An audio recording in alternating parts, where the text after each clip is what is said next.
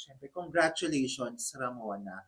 Nung nilabas ikaw bilang Ramona, sumabog ang social media, sumabog ang recording media. Pero ipakilala mo sa amin, sino ba si Ramona?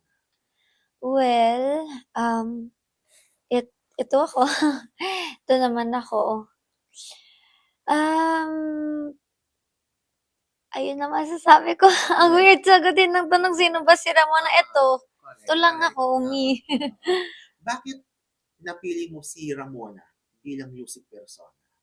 Well, never ko naman kasing inisip na parang persona or alter ego si Ramona kasi una sa lahat, ito naman yung naka-register na pangalan ko.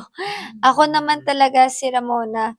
Um, Di ko lang siya talaga nagagamit pero, siguro nga naisip ko yung pagka-persona niya in a way kasi for example nag-start siya sa mga friends ko na kapag nakikita nila na ay medyo tumatapang siya o kaya kapag nasa labas kami, pa-party tapos alam mo yun, siyempre nakainom ta's alam mo yun parang, "Uy, si Ramona." Parang Yes. parang gano'n naging joke siya sa mga friends ko na everytime na parang siyempre ano, parang yung pagka-hello, hello ko, ta's minsan kapag nakikita nila yung ibang side ko, lahat naman tayo may gano'n, ginagamit nila yung ina-address sila ako gamit yung first name ko na, "Uy, Ramona, stop." Parang Oh, gumaganon so sila. si Ramona ay fiercer, bolder, stronger. Parang gano'n, I love it. Sa tingin mo, bakit ito yung tamang time para ipakilala na si Ramona sa publiko? Yun kasi, lahat ng kanta na nasulat ko 5 years na, 3 to 5 years na itong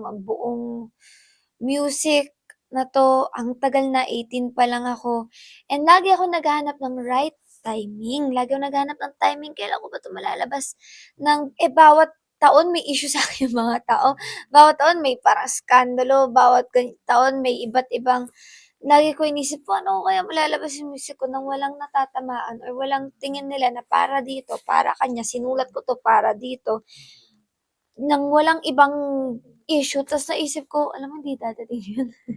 Kahit tahimik na tahimik yung buhay ko meron pa rin silang ibabato so, ilalabas ko na lang kaysa naman sa hindi ko na siya malabas kasi lahat ng mga nasulat ko simula nung 18 ako so daming teenage angst, ang daming emotions, ang daming, galit, hinanakit. Eh, siyempre I won't be a teenager forever, 'di na ako teenager, 23 na ako. Baka hindi ko na siya malabas ever so sabi ko, "You know what, I don't care anymore." Gusto ko talaga i-pursue ang music kasi very passionate ako about music.